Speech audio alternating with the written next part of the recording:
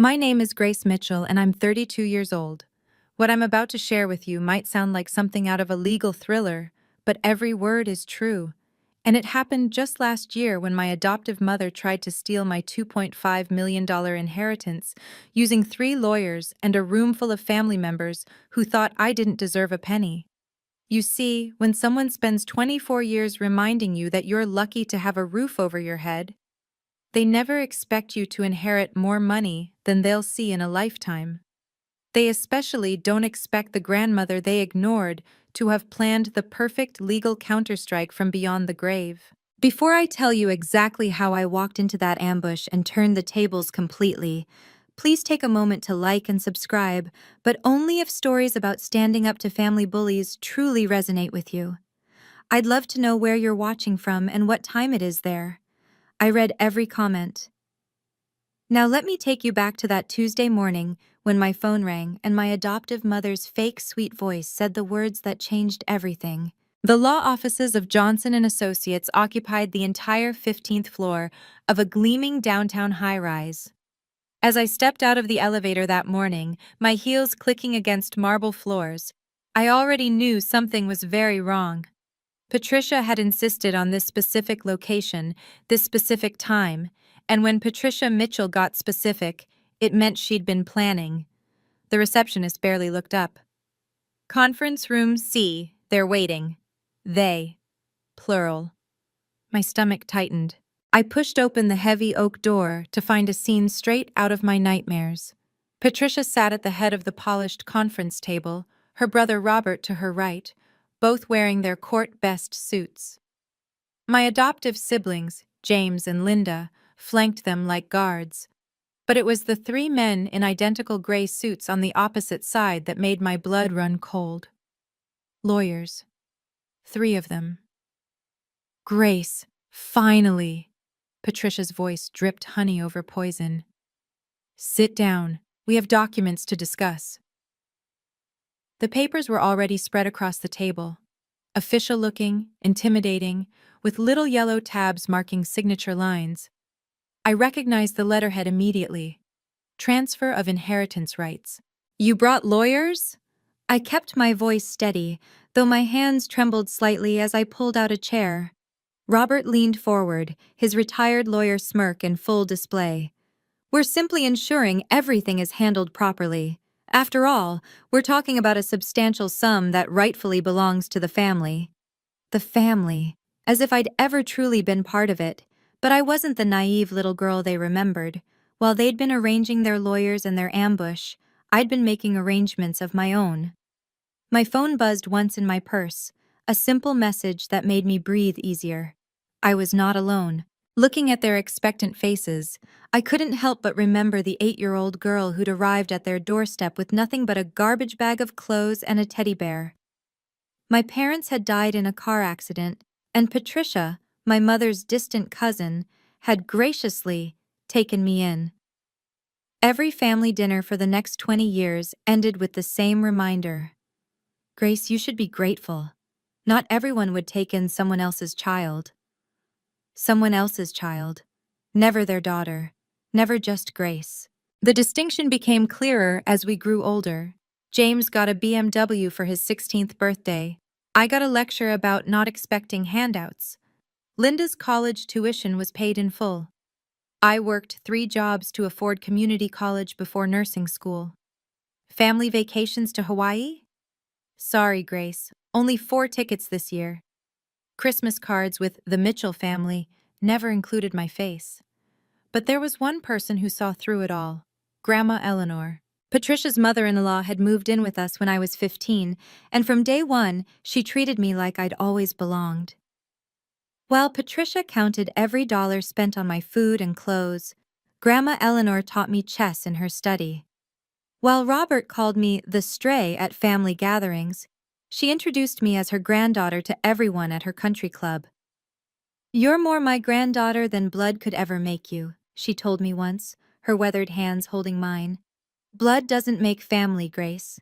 Love does.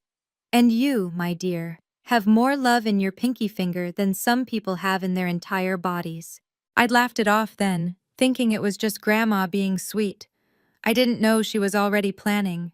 I didn't know she'd been watching Patricia's treatment of me for years, documenting things, making notes. I didn't know that when she updated her will 2 years before her death, she did it with 3 independent witnesses and a video camera rolling. Most importantly, Patricia didn't know either. Grace? Patricia's sharp voice snapped me back to the present. We don't have all day. These lawyers charge by the hour, and frankly, this is costing the family money. Money that should be going to James and Linda's futures. The family. There was that word again, wielded like a weapon I wasn't allowed to touch.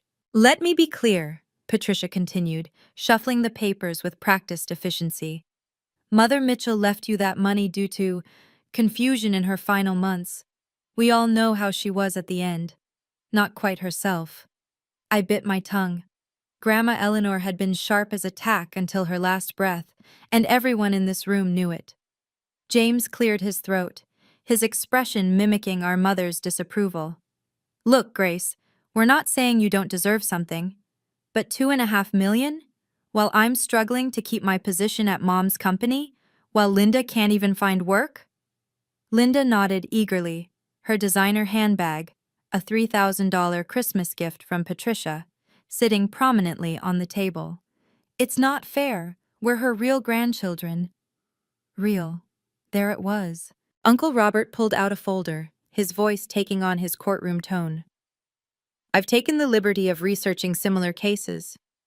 Courts often overturn wills when there's evidence of undue influence.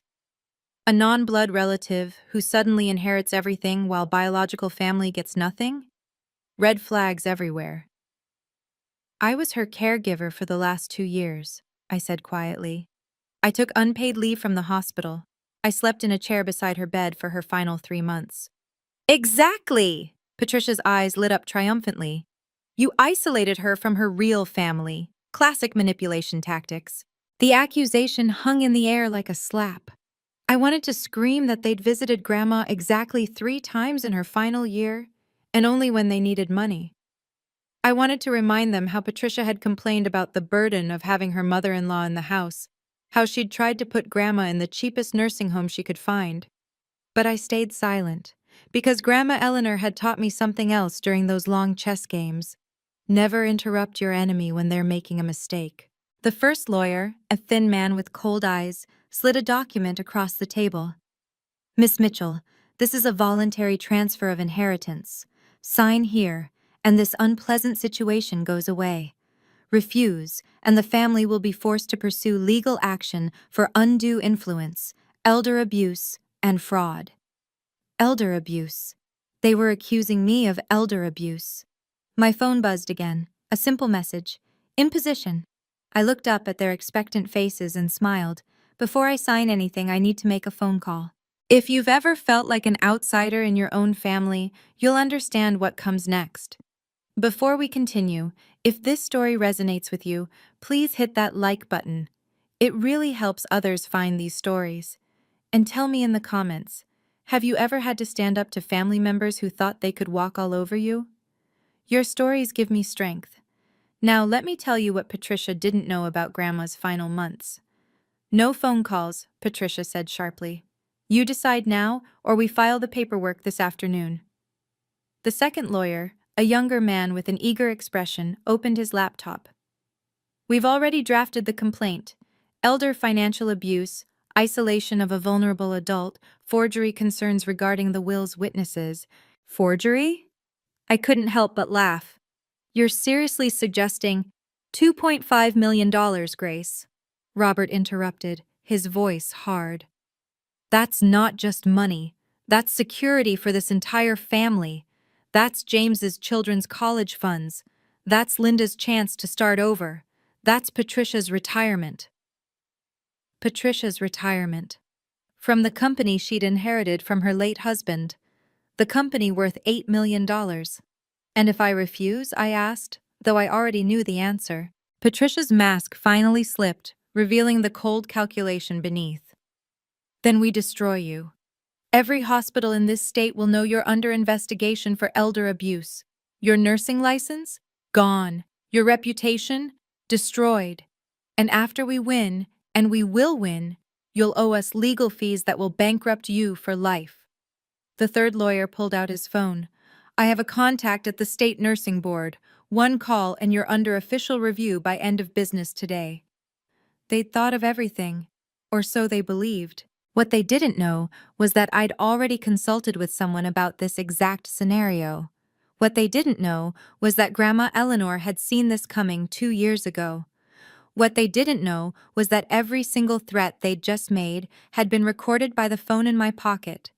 And more importantly, by someone else entirely. "You seem very prepared," I said, keeping my voice steady. "Almost like you've been planning this for months." James shifted uncomfortably. "We found out about the will 6 months ago. We've had time to consider our options." 6 months. Exactly how long ago Grandma had passed. Exactly how long Mr. Harrison had been waiting for this moment. My phone buzzed a third time. The message was different now. "They just threatened you on record. Perfect. Coming in." I stood up slowly. "You know what? You're right. This is a big decision. I need 60 seconds to think." But I wasn't thinking. I was counting down. "Sit down, Grace." Patricia's voice could have frozen water. "You don't get 60 seconds.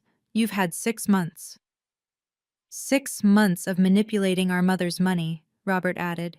6 months of pretending you earned something you didn't deserve. "Sign it." James pushed the pen toward me. "Stop being selfish for once." For once, I remained standing. When have I ever been selfish? When I gave up my graduation dinner because Linda needed the car? When I missed my nursing pinning ceremony because Patricia scheduled a family photo that I wasn't even in? "Oh, here we go." Linda rolled her eyes. Poor adopted Grace, always the victim. The first lawyer tapped the signature line. "This is standard procedure, Miss Mitchell. Voluntary transfers happen all the time when will disputes arise." Standard? I looked him in the eye. "Is it standard to ambush someone with 3 lawyers?" "It's standard when someone steals from family," Patricia snapped. "I didn't steal anything. You manipulated a dying woman. I held her hand while she died." The room erupted. Everyone talking at once, voices rising, accusations flying. Patricia standing now, Robert's face red, James pounding the table, Linda shrieking about fairness, the lawyers trying to restore order. And through it all, I stayed perfectly still. Because Grandma Eleanor had taught me this too. In chaos, Grace, the calm person controls the room. My phone lit up with a final message. "Open the door." "You want me to sign?" I said, just loud enough to cut through the noise. Everyone stopped. "Fine, but I'm not signing anything without my lawyer present." Patricia laughed, harsh and bitter. "Your lawyer? You can't afford a lawyer. You're a nurse who lives in a one-bedroom apartment." "Actually," I said, walking to the conference room door, "I can't afford a lawyer. That's why I'm using Grandma's." The door opened before I could reach it. Mr. Harrison walked in like he owned the building, which, funny enough, his firm partially did. 70 years old, silver-haired, carrying a leather briefcase that probably cost more than my car, he surveyed the room with the kind of calm that came from 40 years of courtroom victories. "Good morning," he said pleasantly. "I'm Harold Harrison, senior partner at Harrison, Krensky and Associates. I believe you're discussing my client's inheritance?" The silence was deafening. Patricia found her voice first. "Your client? Grace doesn't have a lawyer." "She's had one for 6 months," Harrison replied, setting his briefcase on the table with deliberate precision. "Ever since Eleanor Mitchell asked me to protect her granddaughter from exactly this scenario." The room shifted. I could feel it, the sudden uncertainty, the recalculation, but they didn't know the half of it yet. As Harrison opened his briefcase, I let myself remember those last months with Grandma. The visitors she'd had, not just friends from her country club, but professional people with serious faces and leather folders. The afternoon I'd come home early from work to find her in the study with 3 strangers, signing documents while being filmed. "Grace, dear," she'd said, not even trying to hide the papers. "Just some estate planning, nothing for you to worry about." But there had been something in her eyes, a sparkle of mischief I'd seen when she'd corner my king in chess. She was planning something. "I know my son's widow," she told me one evening, her voice matter of fact. "Patricia counts money in her sleep. And Robert? He'd sue his own shadow if he thought it owed him something. When I'm gone, they'll come for you." "Grandma, don't talk like that. Listen to me." Her hand had gripped mine with surprising strength. "I'm leaving you everything, because you're the only one who never asked for anything. But they won't accept it. They'll try to break you, shame you, make you feel like you don't deserve it." She'd pressed something into my hand then, a business card with elegant gold lettering, Harrison, Krensky, and Associates. On the back, in her shaky handwriting, "When they come for you, and they will, call immediately." "Mr. Harrison has been my personal attorney for 40 years, she'd said. "He has something for you, but not until they show their true colors, not until they try to take what's yours." Now, watching Harrison pull out a thick folder marked "Confidential, Eleanor Mitchell Estate," I finally understood. Grandma hadn't just left me money, she'd left me a chess game, already 3 moves ahead. "This is ridiculous," Robert blustered, but his confidence was cracking. "You can't just—" "Actually," Harrison smiled, "I can." Harrison pulled out a document with an official seal. "Before we proceed, I should mention that this conference room is under audio-visual surveillance, as are all meeting rooms in this building. I trust no one objects to having this conversation recorded." The 3 hired lawyers exchanged glances. The oldest one cleared his throat. "We have nothing to hide." "Excellent." Harrison's smile was razor-sharp. "Then let's discuss Eleanor Mitchell's actual estate plans." Patricia leaned forward. "Whatever documents you have, we'll challenge them. My mother-in-law wasn't in her right mind." "Patricia," Harrison interrupted gently, "Eleanor was my client, but she was also my friend, and she was certainly in her right mind when she told me, and I quote, 'That woman married my son for his money, and she'll try to steal from Grace the same way.'" The room went cold. I pulled out my phone, finally looking at the string of messages from Harrison's assistant. "In the lobby. They just threatened your license. Recorded. Perfect evidence for coercion charges. Mr. H says stay calm. He's coming up." This hadn't been random. Harrison had been in the building the whole time, waiting, listening through his assistant's phone on speaker in the lobby, waiting for them to threaten me, waiting for them to show their hand. Just like Grandma had waited 2 years ago to update her will with very specific provisions. "You recorded us?" Uncle Robert's face went pale. "Without consent?" "This building requires consent to enter," Harrison replied smoothly. "The signs are posted at every entrance. By entering, you consented to recording. I assumed your lawyers would have noticed." The 3 hired lawyers were frantically checking their phones, probably Googling the building's policies. Their faces told me everything. Harrison was right. "Now then," Harrison continued, pulling out a tablet, "shall we discuss what Eleanor actually wanted? Or would you prefer to continue threatening my client with fraudulent elder abuse claims?"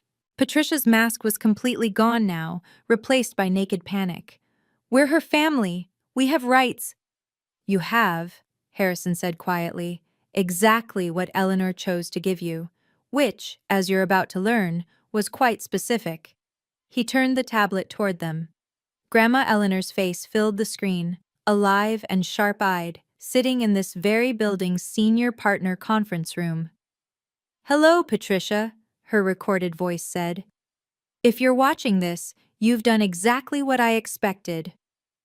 Before Harrison could press play, Patricia stood up, her chair scraping against the floor. "This is ambush tactics. We need our own counsel." "You brought 3 lawyers," I said quietly. "How many more do you need?" She turned on me then, 24 years of carefully maintained pretense finally crumbling. "You ungrateful little parasite. We fed you, clothed you, gave you shelter when no one else wanted you." "Actually," Harrison interjected, pulling out another document, "Grace had 2 other family members willing to take her in.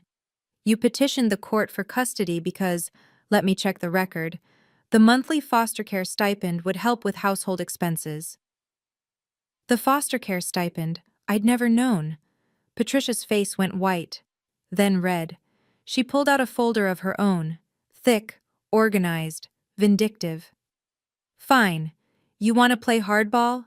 24 years of receipts, Grace. Every penny we spent on you. She started reading, her voice growing louder with each item. Dance lessons you quit after 2 weeks. $300. Dental work. 15,000 over 10 years. That prom dress you wore once. 200. Food, estimated at 200 per month for 18 years. You kept receipts? My voice came out smaller than intended. For feeding a child? James jumped in, eager to twist the knife. Mom had to take out loans to cover your expenses, loans she's still paying off. That was a lie. I knew it was a lie because I'd seen their tax returns when helping Grandma with paperwork. But it still stung. Linda added her voice to the chorus. You ate at our table every night and never contributed a dime until you were 18. I was a child, I said. You were a burden, Patricia snapped. And now you think you deserve millions, after everything we sacrificed? Robert stood too, his lawyer voice booming.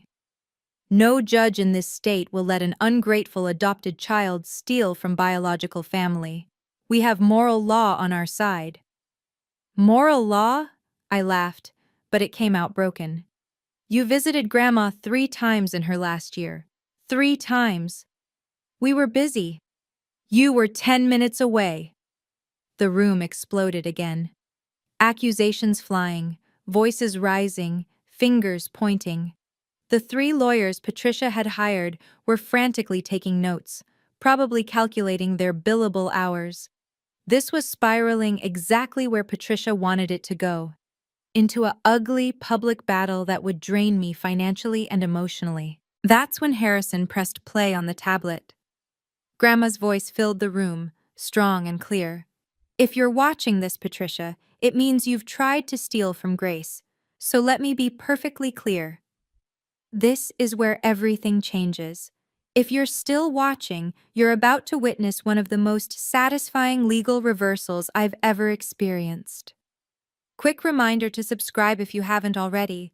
We post new stories every week about standing up to family bullies and toxic relationships. And please, share this with someone who needs to hear that they're worthy of respect, regardless of blood relations. Now, let me introduce you to the man who changed everything.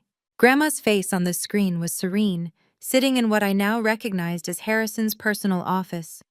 She wore her favorite pearl necklace, the one Patricia had tried to claim at the funeral. Patricia, Grandma's recorded voice continued, you're probably standing there with Robert, maybe James and Linda too, trying to intimidate Grace into giving up her inheritance. You've probably hired lawyers. Robert's idea, no doubt. You might even be threatening her career, her reputation, her future. Patricia sank into her chair. Robert's mouth opened and closed like a fish. I know this because I've watched you for 30 years. I watched you count the silver after every family dinner. I watched you tell Grace she was lucky to have scraps while you bought Linda a new car. I watched you exclude her from family photos, family vacations, family decisions. The video, Grandma looked directly at the camera. You thought I was old and blind, but I saw everything. Harrison paused the video. Should I continue? Or would you prefer to discuss the supplementary documentation? What documentation? Robert demanded, though his voice had lost its courtroom authority. Harrison pulled out a leather-bound folder. Exhibit A, Patricia's email to her sister, dated 3 years ago, discussing how to, quote, minimize Grace's involvement once Mom finally kicks it. Exhibit B, recording of Robert, advising Patricia to challenge any will that favors Grace, dated 18 months ago. Exhibit C, James's text messages about, how did you get those? Patricia shrieked. Your mother-in-law was quite tech-savvy for an 85-year-old woman. She also owned the family phone plan you all used. Legal access to all records.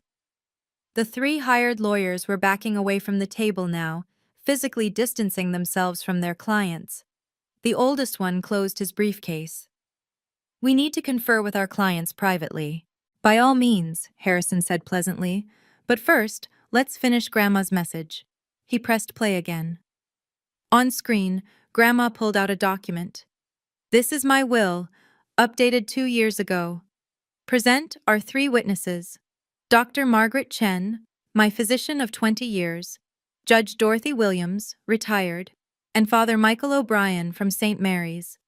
All will testify to my complete mental competence." She looked at the camera again, and for a moment, I could swear she was looking right at Patricia.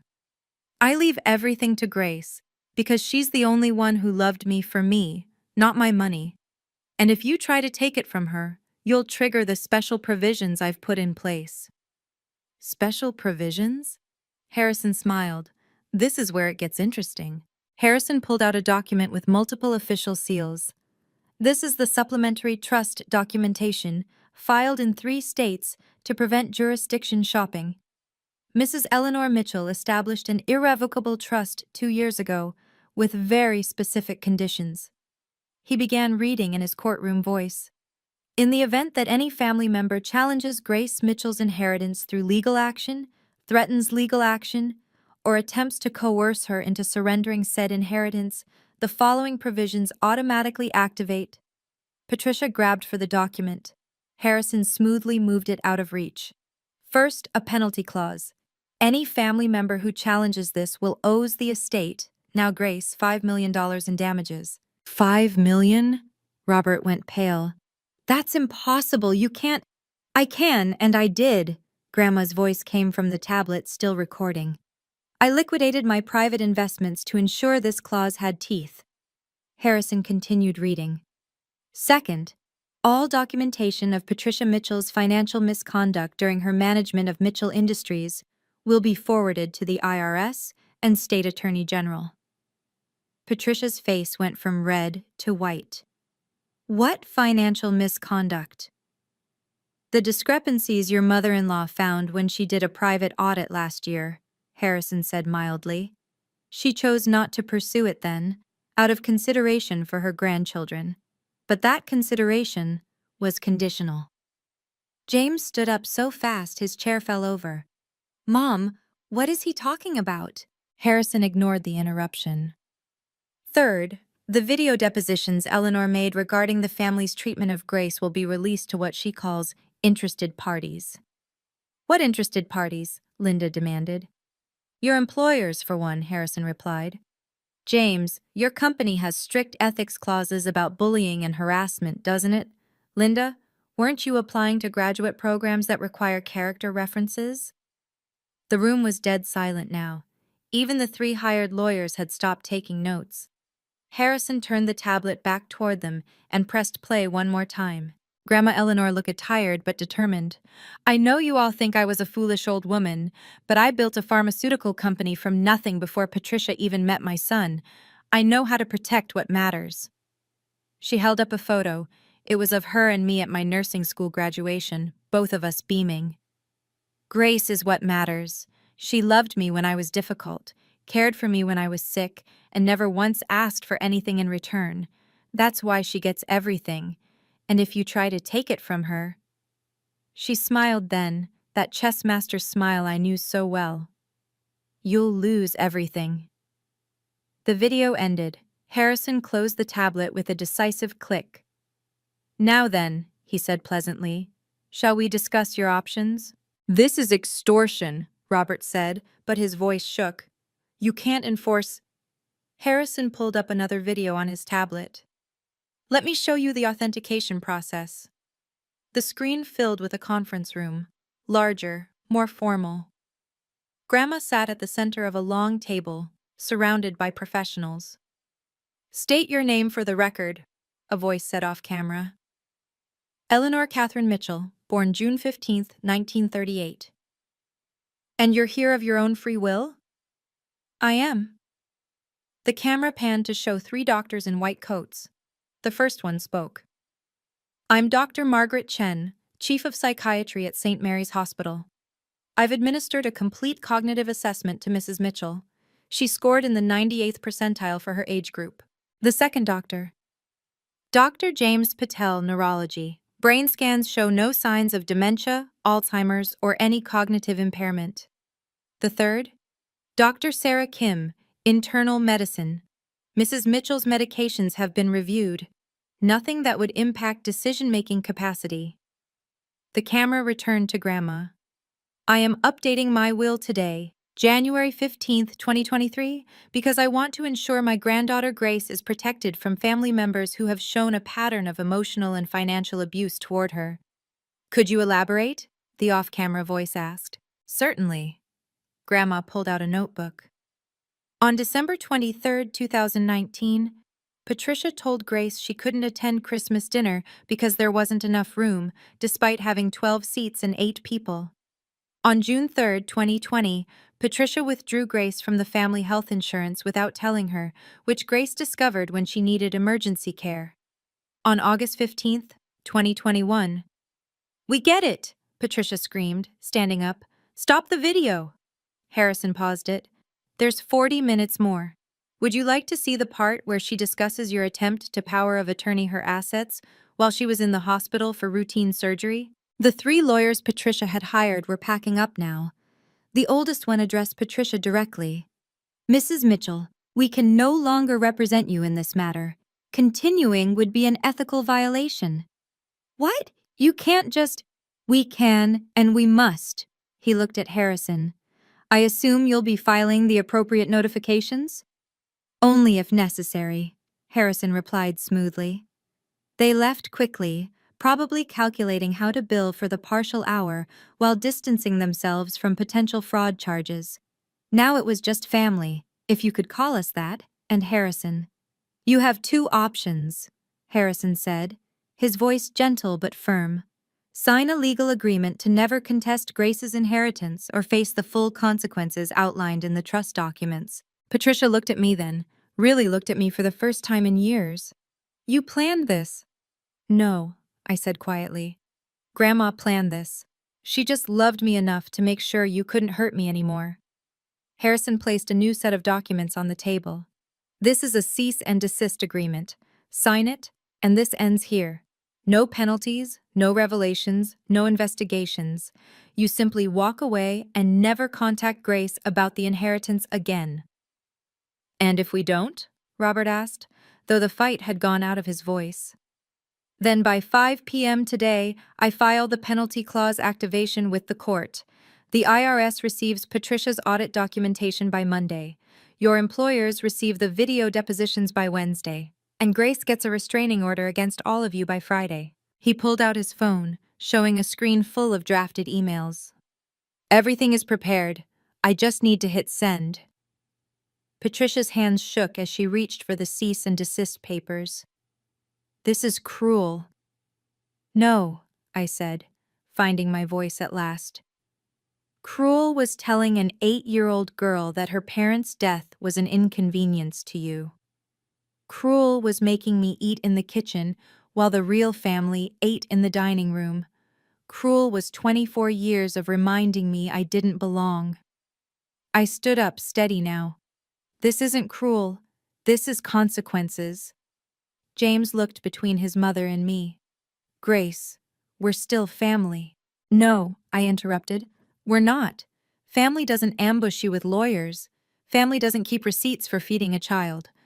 Family doesn't threaten to destroy your career because they want your money." Linda started crying, the same tears she'd used to get out of trouble our whole lives. "We didn't mean—" "You did mean it. Every single word. Every single action. You meant it." Harrison slid a pen across to Patricia. "Initial each page, sign the last one." "What about our relationship?" Patricia asked me. "Are you really going to throw away 24 years?" I almost laughed. "What relationship? The one where you introduced me as the girl we took in instead of your daughter?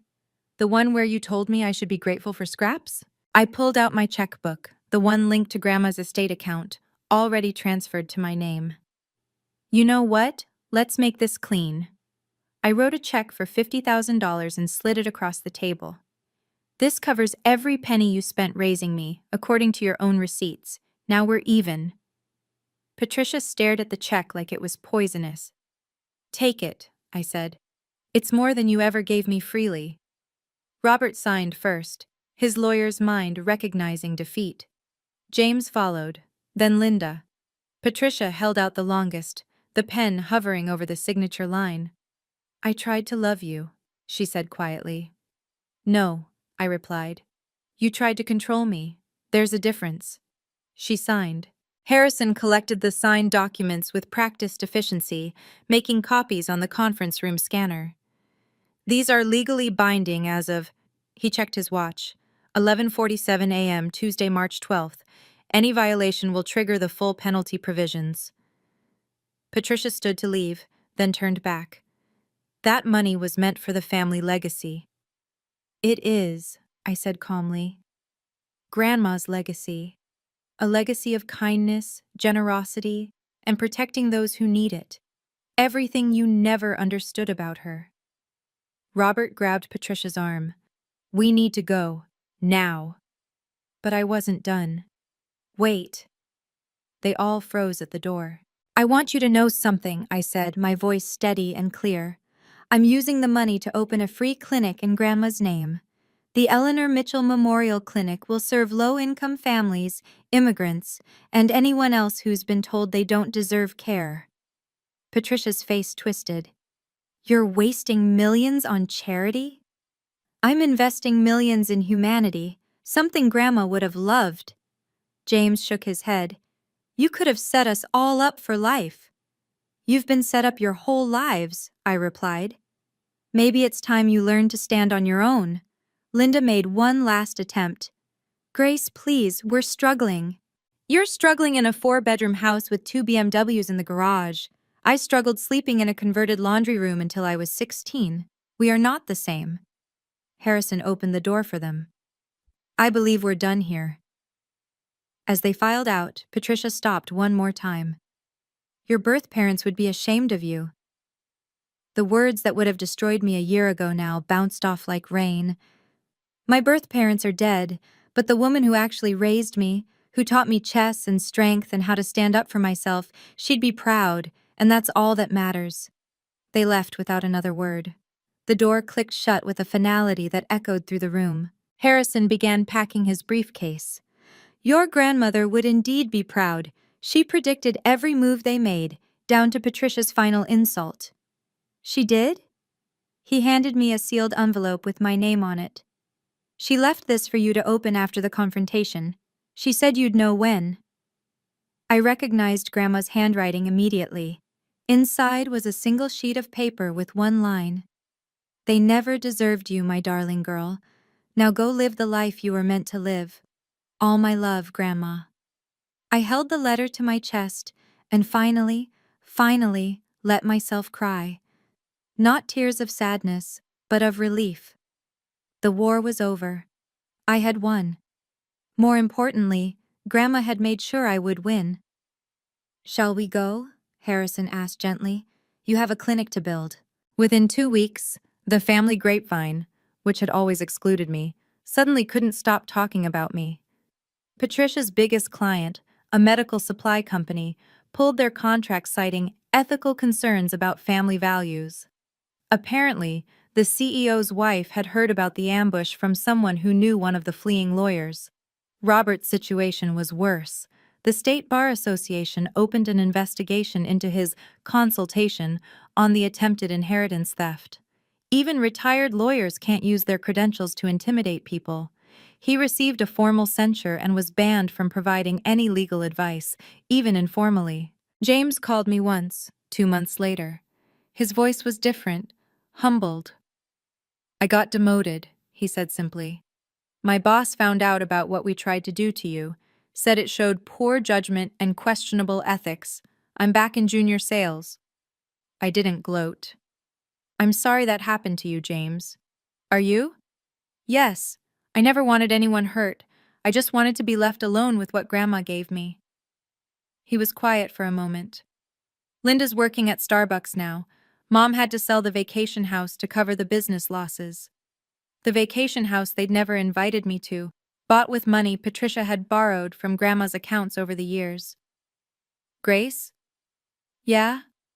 I'm sorry. For all of it. We knew it was wrong how Mom treated you. We never stood up to her. I know, I said softly. Maybe now you can start. He hung up without saying goodbye, but I understood. Some bridges, once burned, can't be rebuilt. They can only be acknowledged as ash. The extended family, cousins and aunts who'd watched Patricia exclude me for years, began reaching out.